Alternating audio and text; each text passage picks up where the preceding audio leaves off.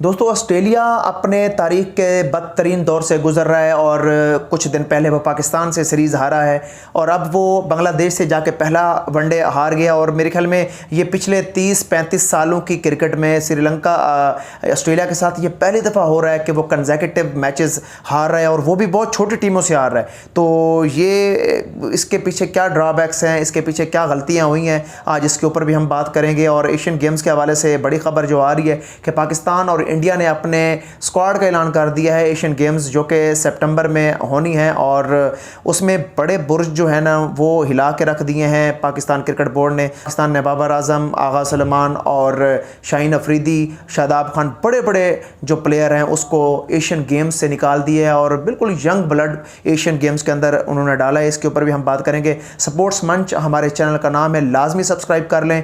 तो आते हैं पहली खबर के ऊपर कि ऑस्ट्रेलिया की जो टीम है वो पिछले 30-35 सालों के अंदर ये पहली दफ़ा ऐसा हो रहा है ऑस्ट्रेलिया की पूरी टीम इतने बुरे तरीके से हार रही है और 285 का टारगेट बांग्लादेश ने उनके सामने रखा था तो उसका पीछा करते हुए 191 रन के ऊपर पूरी टीम ढेर हो जाती है। और सबसे जो इंपॉर्टेंट बात है वो ये है कि बांग्लादेश के जो प्लेयर्स हैं उनके अंदर कोई नई जान आ गई है। जिस तरह उन्होंने पाकिस्तान को सीरीज़ हराई है अपने घर के अंदर, वो न्यूजीलैंड को भी हरा चुके हैं, वो साउथ अफ्रीका को भी हरा चुके हैं, वो इंग्लैंड को भी हरा चुके हैं, पाकिस्तान को अपने ही घर में 2 टेस्ट मैच उन्होंने हराया है। तो इतना आसान हरीफ नहीं है बांग्लादेश। अब ये वो वाला बांग्लादेश नहीं है कि जिसको आप इतना इजी ले लें। 2005 के बाद ये पहली उनकी जीत थी ऑस्ट्रेलिया के अगेंस्ट जो कि उन्होंने ऑस्ट्रेलिया को हराया है।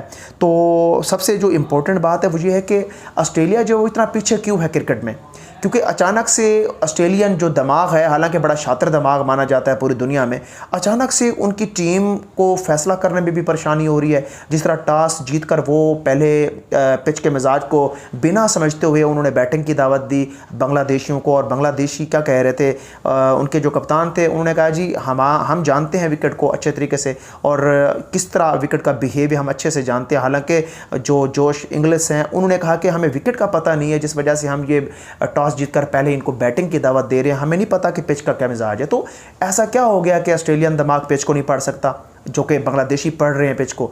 तो उसके बाद 285 का जो टारगेट लगता है तो उसके बाद होता यूँ है कि पूरी टीम 191 रन के ऊपर ढेर हो जाती है और जो फ्रस्ट्रेशन थी वो भी नज़र आ रही थी जिस तरह बांग्लादेशी प्लेयर्स की खींचातानी रही है ऑस्ट्रेलिया के साथ। और ऑस्ट्रेलिया के लिए एक बहुत बड़ी ये शेमफुल डिफीट है क्योंकि ऑस्ट्रेलिया की बेशक बी या टी टीम खेल रही है लेकिन आगे भी देखें कि बांग्लादेश है और बांग्लादेश क्रिकेट ने बहुत इंप्रूव किया है। 4 साल के बाद मुतसद्दिक हुसैन की वापसी हुई है और उन्होंने कितनी कमाल की पारी खेली है। मैं इसकी पारी के ऊपर भी आऊँगा और पूरी बांग्लादेशी टीम को मुबारकबाद के उन्होंने एक बड़ी टीम को हराया है। पाकिस्तान को भी उन्होंने सीरीज़ हराई थी अपने ही घर में बुलाकर। तो सैफ हसन 5 रन बनाकर आउट हुए, तंज हसन ने 54 रन बनाए 44 गेंदों के ऊपर, 86 गेंदों के ऊपर 67 रन शांटू ने बनाए और लिटन दास जो है ना उन्होंने 7 रन बनाए।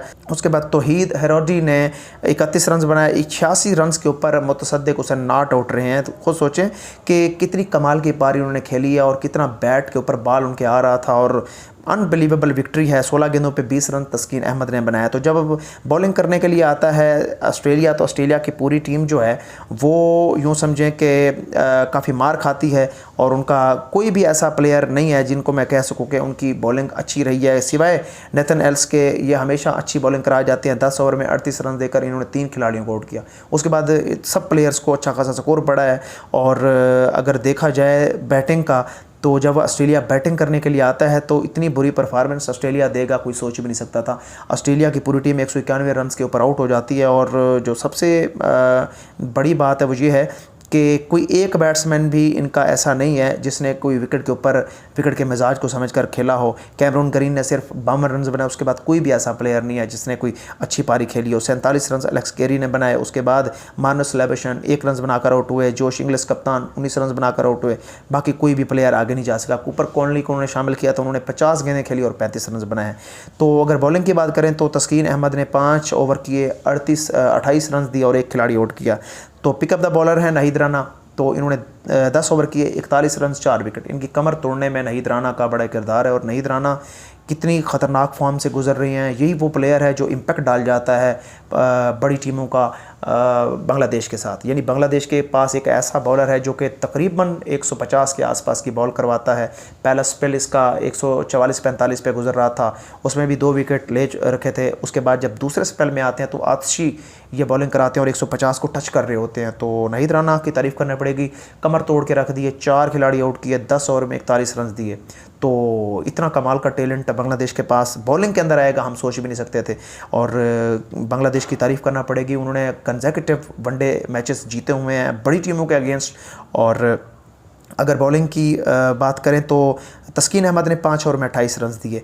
उसके बाद 10 ओवर में 41 रन 4 खिलाड़ी आउट किए। नाहिद राना ने 10 ओवर में 37 रन 2 खिलाड़ी आउट किए। Mosaddek Hossain player of the match आए हैं। 4 साल के बाद इनकी वापसी हो रही है। खुद सोचें, 4 साल के बाद आके उन्होंने 86 नॉट आउट बनाना, फिर 2 विकेट ले जाना, कितनी कमाल की बल्लेबाजी और कितनी कमाल की बॉलिंग इन्होंने कराई है। तो दिख रहा है बांग्लादेश के कुछ करने जा रहा है। बांग्लादेश की टीम वाकई कुछ करने जा रही है और लग भी रही है। बांग्लादेश की जो तैयारी है वनडे इंटरनेशनल का जो वर्ल्ड कप होना है 2027 में, उसकी ज़बरदस्त तैयारी फ़िलहाल लग रही है।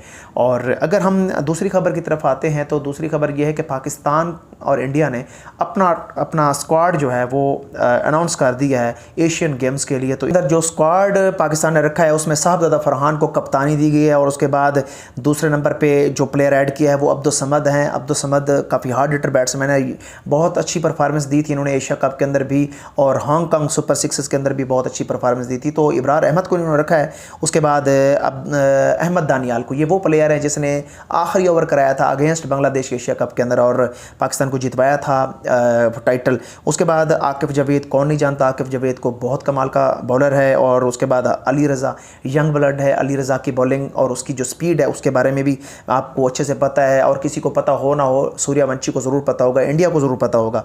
उसके बाद अरफात मिन्हास, कमाल की परफॉर्मेंस, कमाल का टैलेंट ये इन्होंने ऐड किया है। हैदर अली उसके बाद ऐड हुए हैं, हसन नवाज़ ऐड हुए हैं, माज सदाकत को ऐड किया गया है। उसके बाद मोहम्मद सलमान मिर्ज़ा को ऐड किया है। साद मसूद अच्छे ऑलराउंडर हैं, इनको ऐड किया। सैम अयूब, सुफियान मुकीम और उस्मान खान। तो मेरे ख्याल में अगर मैं आपको ट्रू एनालिसिस करूं यहाँ पे तो मुझे बाबर आज़म, फ़खर ज़मान और उसके बाद शादाब खान, शाहीन अफरीदी, हारिस रऊफ़, ये उनसे बेटर टीम लग रही है। वल्ला अगर मैं आपको हकीकत बताऊं कि एशियन गेम्स में जो पाकिस्तान की सिलेक्शन हुई है अनबिलीवेबल सिलेक्शन, और ये बहुत कमाल की टीम मेरे ख्याल में इन्होंने ऐड की है एशियन गेम्स में। और पाकिस्तान का वाज़ेह चांस लग रहा है क्योंकि पाकिस्तान की बैटिंग भी बेहतरीन नज़र आ रही है, पाकिस्तान की बॉलिंग भी बहुत बैलेंस में नज़र आ रही है। अगर ये, क्योंकि इनका जो कंपटीटर होगा मेन जो होगा वो मेरे ख्याल में सूर्यवंशी होना चाहिए।